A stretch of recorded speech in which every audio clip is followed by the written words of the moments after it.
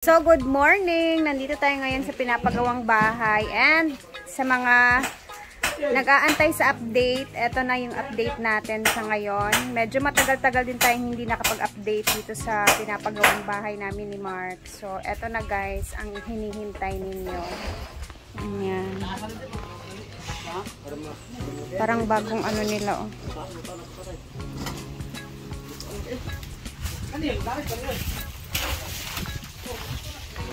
Rin is nag-order din kami ng another kabilya kasi kinulang. And then yung ating mga buhangin is nandito. Tapos yung graba.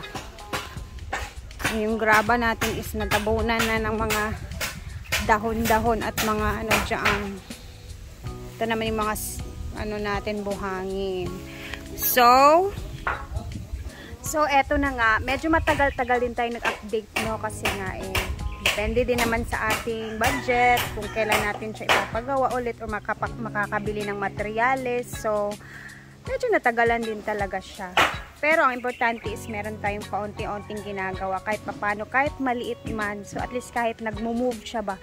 Kahit papano, nagmo-move naman, pakonti-konti yung pinapagawa nating bahay. So, dito na banda sa likod. I mean, dito yun sa may daan sa likod na part. Ayan. So mamaya ipapakita ko sa inyo ang floor level natin kung hanggang saan yung floor level. Tapos dito naman tayo sa harapan. Actually, ang harap talaga ng bahay, guys, is doon. So dito, eto pintuan to siya. So, ang bahay talaga is nakaharap doon. Kumbaga, ang harapan natin is yung dyan sa may hollow blocks na nilagyan nila. No? So, nakatapat siya doon sa kabilang bahay. And then, eto naman dito is pintuan to siya. Kasi nga, di ba, iuumbok natin yung lupa doon. And then, dito pasok tayo sa loob, no? Tapos ay nagalkal na sila dito.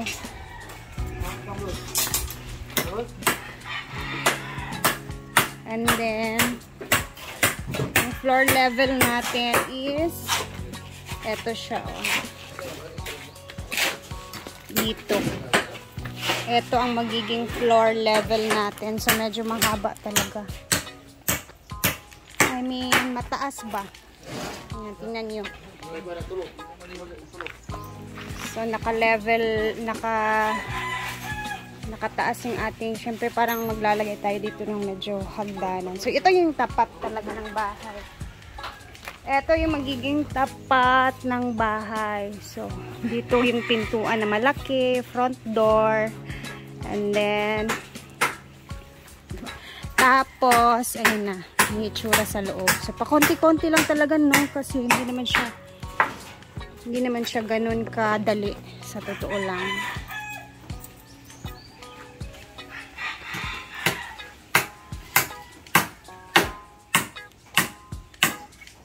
Tapos, gumagawa na sila ng damba.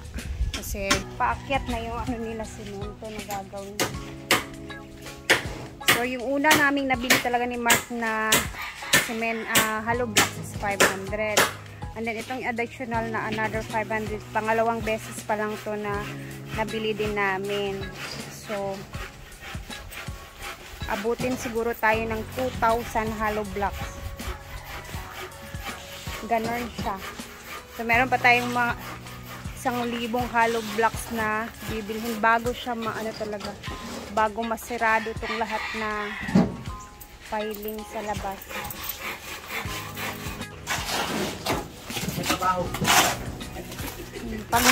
Pagmasa. Tapos, yung kahoy dito, okay na siguro tong kahoy dito, no? Wala na to yun, no? Patay na tong kahoy yun. Makasulod na.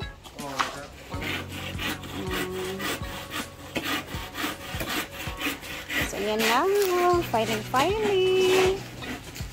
Dito sa likod. And then, hopefully, matapos nila ngayon dito din na area.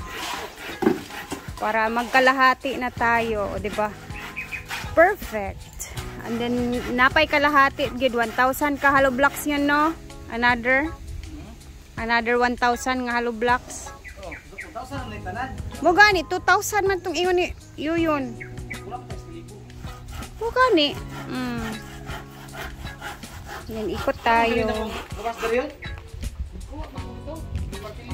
Itong kahoy na to guys is tugas. So itong kahoy na to is yan yung dyan na nahirapan silang tanggalin kasi as in talaga ang napakalaki ng ugat sa ilalim. So pina-chainsaw namin, medyo okay na siya. And then ito is sabi ng may-ari ng lupa nung pagkaputol neto nung ano na lang kami dalawa neto, hati kami dalawa. So pwede natin yung gamitin if ever. And then ayan na. Hopefully ang gawa na si Yuyo ng damba kasi pataas na yung filing nila sa hollow blocks.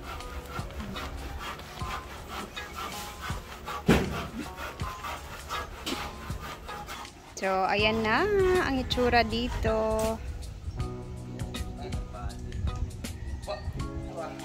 So, dito, nagdi-discarga sila ng mga hollow blocks worth 500 pieces na yan, no? 500 pieces. 500 pieces. Additional dito sa another 500 nung nauna na hindi pa nauubos. And guys, dito yung mga simento, yung bagong deliver. Kasi nung nakaraan, nag-order din kami ni Mark ng 20. Ito naman is bago na naman to. 2, 4, 5, 10, 15, 20 something pa yan kasi hindi pa nauubos nila. So marami na tayong pondo na hollow blocks. Yay! Ayan, napakadami. Thank you, Lord.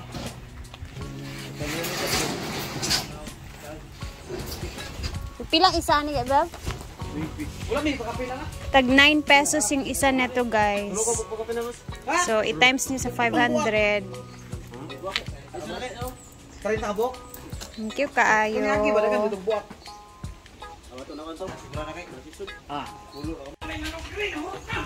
Ayan na. So, siguro nasa ano to, mga 600 pieces na to lahat. Or 700. And then, andun yung mga semento natin, no? And meron na din dito tubig. Pumili din kami sa kapitbahay para magamit for masa-masa. O gamit na gamit talaga yung mga nabili na baril. Diri na lang sa ako. No. Diri na sa ako. Joke.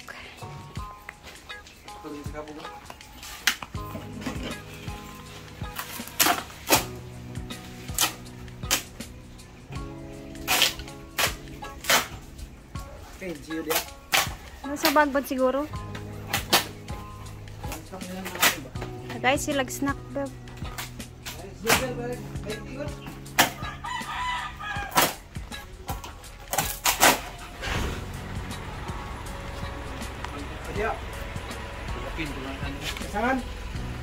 Tapos meron pa tayo dito mga tira-tira na.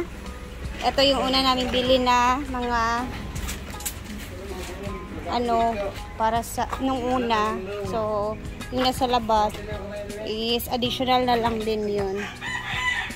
And then meron pa tayo dung damba isa o nakatihaya. So magagamit pa rin nila yan. Ang mangyayari dito, hopefully matapos na yung filing ng mga hollow blocks. And then next naman is sa flooring naman tayo. It's either sa flooring or sa division naman sa loob yung ating ifo-focus. So, ito muna yung talaga namin ngayon ni Mark. Focus. Yung matapos yung masarado siya. And then, yung mga bintana. Meron na din tayong mga nakalagay na kung saan ilalagay yung bintana. And then, basta abang-abangan lang natin yung mga update dito guys, kasi alam niyo naman, basta iintindihin niyo lang din muna ako or kami kasi paunti-unti lang naman talaga siya kasi depende din naman sa kaya natin, no? Hopefully pag ito naman kasi pag natapos na yung flooring and then filing ng mga hollow blocks, pwede naman na siya tirhan if meron ka ng kuryente, meron na ding tubig, tsaka may mga bintana at sarado na, so pwede na talaga siyang matirhan. Tapos focus na din tayo sa mga finishing sa hollow blocks. So yun lang muna ang i-focus natin sa ngayon, and then next naman steps is sa mga susunod naman yan na mga update natin kung ano na naman ang ating kakayanin. Yun lang, basta depende lang talaga sa aming kaya ni Mark, no? And then ayan, sobrang ano na, at least kahit pa paano meron naman tayo na idadagdag kada buwan, kahit konti lang, yun lang naman talaga ang importante. So sa totoo lang talaga, ang ipon namin, kumbaga ito na yung bahay, yung ipon talaga namin, no? So pag ito ay natapos naman din, tsaka na tayo makapag-iipon ulit.